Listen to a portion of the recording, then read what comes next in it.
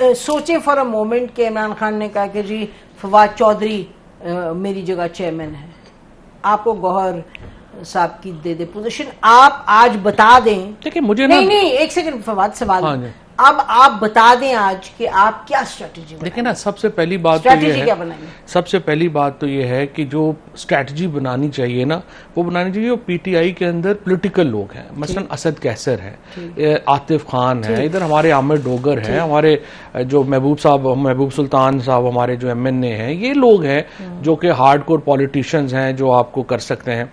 Even मेरे ख्याल में तो हमाद और असलम इकबाल साहब जो हैं वो बेशक पंजाब में नहीं आ सकते, बट उनकी राय तो ली जा सकती है उसके ऊपर जो भी एक्सेस है। सो अंडरग्राउंड चले गए नहीं, लेकिन उनसे राब्ते में तो है ना वो जहां पे भी हैं। अब ये वो लोग हैं, और एमएनए हमारे जो हैं रियाज फतेहाना साहब वगैरह जैसे सारे लोग हो गए, और एमएनए बहुत हैं जो कि आए हैं, एमपीएज हैं कई बहुत अच्छे।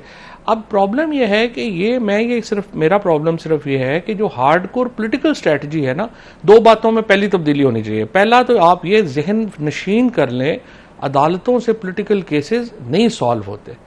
आपने अल्टीमेटली अदालतों का एक जो मंजरनामा बना हुआ है वो फायदा तो देता है पॉलिटिक्स को, बट पॉलिटिक्स पॉलिटिकल इश्यूज पे रिजॉल्व होनी है, और आपकी पॉलिटिकल स्ट्रेटजी कोई नहीं। 9 तारीख को आपने कोई कैंपेन नहीं हुई, कुछ नहीं हुआ, लोगों ने 8 तारीख को वोट डाल दिया।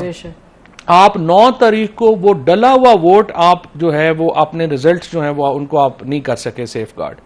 वो दिन था जब पूरी पीटीआई को हर सूरत में बाहर होना चाहिए था, क्योंकि उनके एमएनए एमपीएस जो थे वो हर हल्के में उनका मैंडेट चोरी हो रहा था, उन्होंने खुद लीड करना था। और पीटीआई ने मोबिलाइज नहीं किया तो कैसे आते भाई? यही तो मैं कह रहा हूं, मैं तो आप वाली बात ही कह रहा हूं। फिर देखें वो लियाकत चट्टा की स्टेटमेंट आई, वो बेचारा जो है उस वक्त का पता ही नहीं वो किधर है। पीटीआई ने जो जो उसके लिए बोला है उसका बेड़ा गर्क कर दिया, उसके साथ ही खड़े नहीं हुए। अब आप देखिए कि जो भी है, आपका सेनेट का इलेक्शन केपी के बगैर हो गया, केपी असेंबली को प्रॉब्लम ही नहीं है। चेयरमैन सेनेट केपी के बगैर इलेक्ट हो गया, प्रॉब्लम नहीं है। प्रेसिडेंट इलेक्ट हो गया, प्रॉब्लम नहीं है। वहां का चीफ जस्टिस जो था, जो सीनियर मोस्ट जज था, जिसका सुप्रीम कोर्ट में आना हक बनता था, वो सिर्फ बल्ले के फैसले की वजह से उसको रिटायर कर दिया गया। कोई बंदा उसके लिए बोले ही नहीं।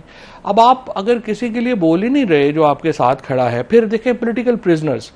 मैं एजाज चौधरी साहब से मिला, यास्मीन बीबी और अपने सारे जो लोग हैं, उमर चीमा वगैरह, मैंने उनसे पूछा यहाँ पार्टी की क्या कोई, उन्होंने कहा बस जो 2-4 हमारे ताल्लुक वाले हैं वही आते हैं, बाकी तो कभी कोई आया ही नहीं।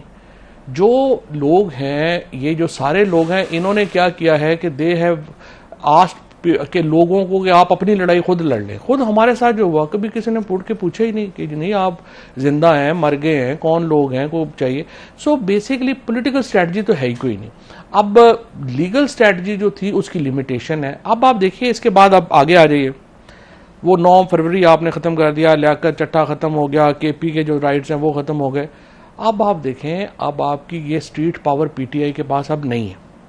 अब ये 20-25 लोग आते हैं, उनको कुट पड़ती है, 4-5 लोग वकीलों को अगले दिन बेल हो जाती है, 20 लोग बेचारे जो है वो मार खाते हैं, बाहर नहीं निकल सकते। अब ये देखो इसकी क्या, क्यों ये ऐसे है? ये ऐसे इसलिए है कि देखें इन्होंने बजाय, रोज एक स्टेटमेंट आ जाता है, एक दिन आ जाता है जी हम फौज से बात करेंगे और हम पॉलिटिकल पार्टी से बात नहीं करेंगे।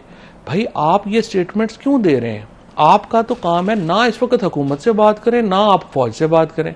जो अपोजिशन पार्टीज जो इलेक्शन हारी हैं 18 फरवरी को, आप तो उनसे तो बात करें। तो की तो है मौलाना फजलुर रहमान साहब से, जीडीए से, वही मैं कह रहा हूं ना, तो नहीं हुआ ना अभी तक। तो देखो कितने अरसा हो गया, 7 महीने हो गए, अलायंस ही नहीं बन पा रहा।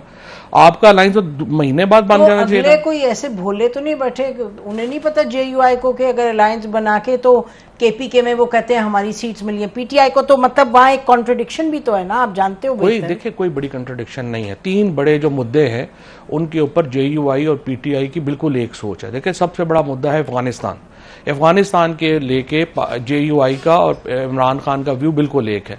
इलेक्शंस को लेके इमरान खान का और जेयूआई का व्यू बिल्कुल एक है। ये जो ऑपरेशन है इसको लेके बिल्कुल व्यू जो है वो एक है।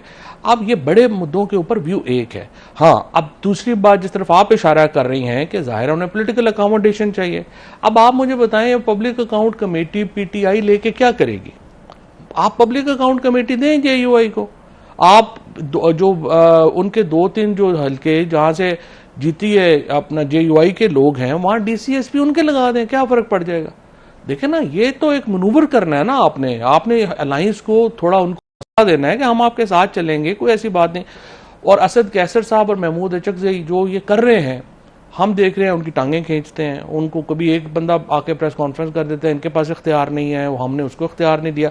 सो ये इनको unfortunately the problem right now is, my problem is कि देखें, ये एक वकील आता है, वो कहता है जी अगले ईद के बाद इमरान खान बाहर आ जाएंगे, वो आता है मुहर्रम के बाद आ जाएंगे, वो कहते हैं छुट्टियों के बाद आ जाएंगे। भाई इस तरह नहीं आते। जब तक आप अपनी पॉलिटिक्स ठीक नहीं करेंगे तो आप कैसे जो है, और इमरान खान को आपने जेल में बिठाया